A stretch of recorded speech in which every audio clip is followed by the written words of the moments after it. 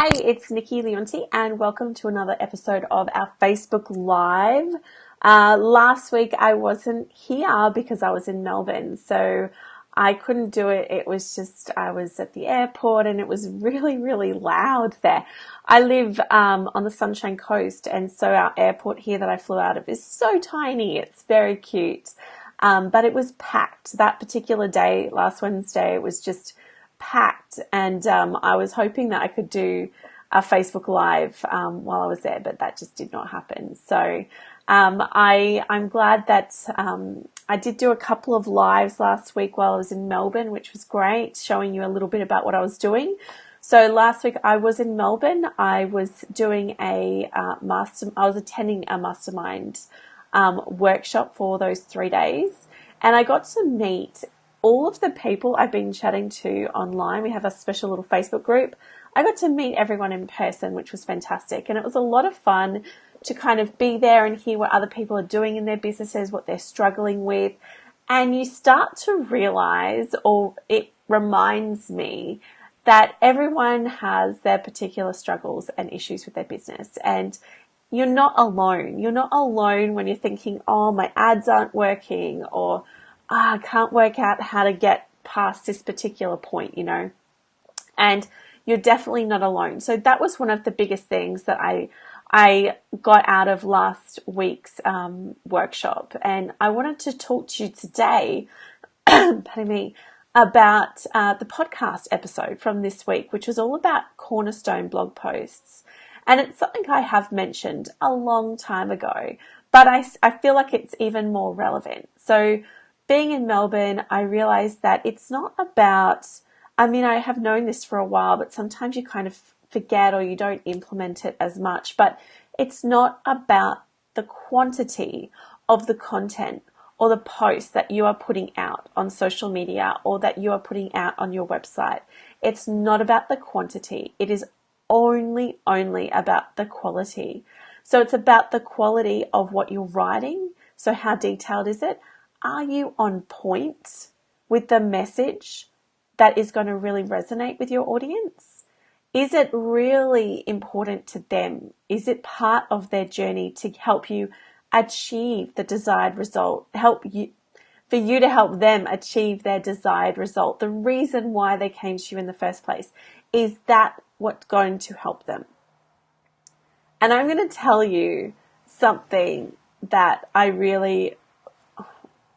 feel like I hit this block because the content I've been putting out, I feel like is okay, but it's not amazing. And I feel like there's been a couple of really amazing things I've written over the past year in particular, but I feel like I want it to be even better. I am a perfectionist in a way. It doesn't stop me from putting things out if things aren't perfect. I've got this mess here behind me, but if I had to move it all around, it would just be annoying. So I'm still going to go with things even if they're not perfect, but I have realized that the quality of the content that I want to put out for you needs to be even better, because I know it can be better. And I know that I know more of the questions that you are asking, and I want to make sure that I'm helping you answer those. So if you do have a particular point that you are struggling with right now and you need an answer and you feel like that is definitely in my realm of expertise, then message me, send me a message, leave a comment below, because I'd really like to help you with that. Now, when we talk about cornerstone posts, that is really all focused on making sure that you are on point with what your audience is looking for and that you're providing the quality answers that they're looking for. Now, when you create a cornerstone blog post, it's just like a normal blog post, but it's a key blog post. It's one you might put some money behind in Facebook advertising. It's one you're really, really going to promote more so than anything else. Hi, Janelle. It's one that you are going to actually help move people into your sales funnel from that particular blog post. Okay, so this cornerstone blog post, you may only write one every 4 to 8 weeks. Like, it's not a weekly thing that you're going to be putting this much effort into, but it's one that is going to be timeless. So, it could be one that you go back and update. If you're in an industry like mine in particular, things are changing all the time. So you could write this cornerstone blog piece, and instead of writing a new one in a year's time, go and update that one. Because what you need to realize is blog posts and traffic that you're getting from older pieces is so much more than you're getting from new pieces right now. So going back and updating those, making sure that the content is accurate, up to date, making sure that there is a very clear and relevant call to action at the throughout that blog post. So a cornerstone blog post, I will put a link to one of my cornerstone blog posts underneath this when I finish. But a cornerstone blog post will be, around 2,000 to 3,000 words. It's going to be really in depth. It's going to have links to other articles that you might have written. It's going to have links to articles other people have written. It might also have a video, so some kind of tutorial, how-to video on that blog post, which will be on your YouTube channel. It's going to be, if you can kind of think, I want you to visualize like a spider web, right? So this blog post is going to infiltrate every other element of your online marketing. So it's going to be promoted on all your social media platforms. It's going to have maybe a Facebook ads budget behind it. It is going to be emailed out to your list. It's going to be, if you have a YouTube channel, the video is going to be there, and in the description of your YouTube channel, it's going to be linked underneath. There are all these different ways that this one particular blog post is going to be a part of your entire online marketing strategy.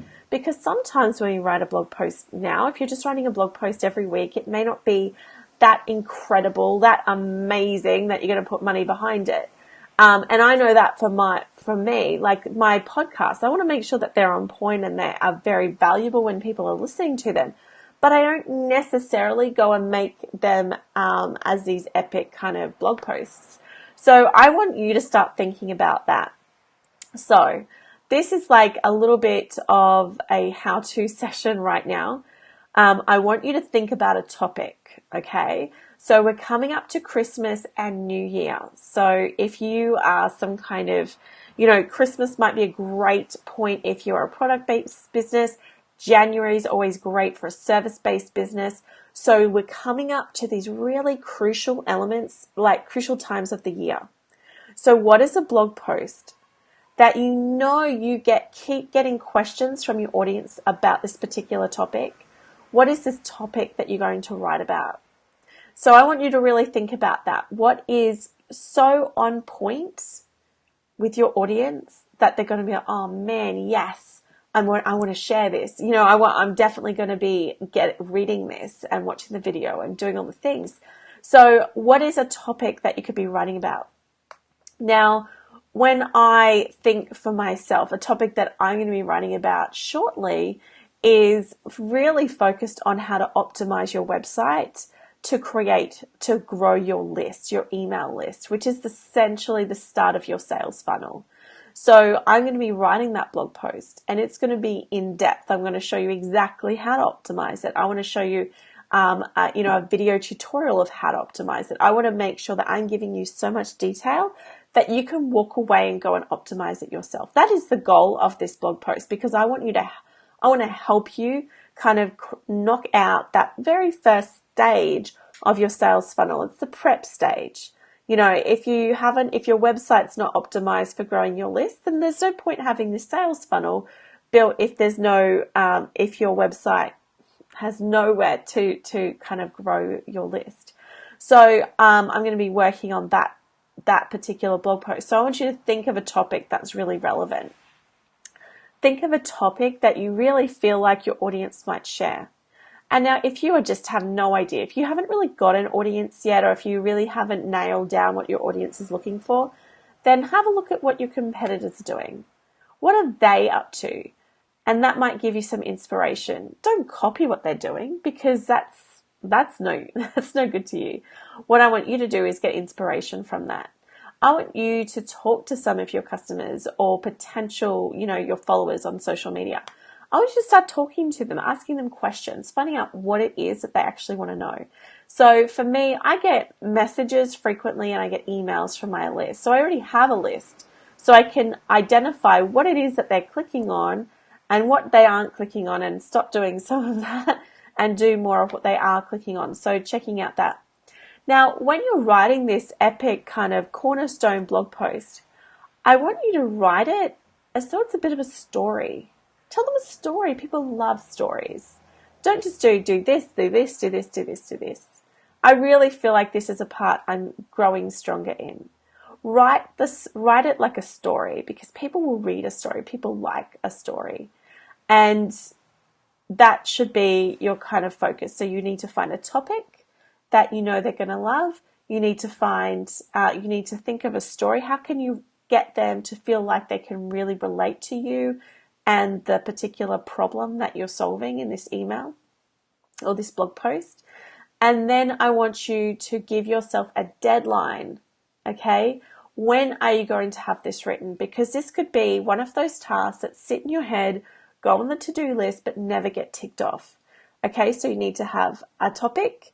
I want you to also have a deadline. That's very, very important, is to have that deadline. So if you are a product-based business, I really want to see this coming out by mid to end of November, so that you can start to share and promote this to your audience to get people to your website. All right, I really hope you got a lot out of this little session. If you wanted to listen to the to the podcast episode, head over to iTunes. This week or you can head to nikkileonti.com/92. We're up to episode 92. And I will put all of the links in the comments below. I hope you have an amazing week. I'm going to go jump into my free Facebook group right now and answer some questions. So if you're not a part of that, simply head to my page. The Facebook group is linked to that and you can jump straight in. It's a free group and I'd love to answer people's questions in there. All right, I'll talk to you later. Bye.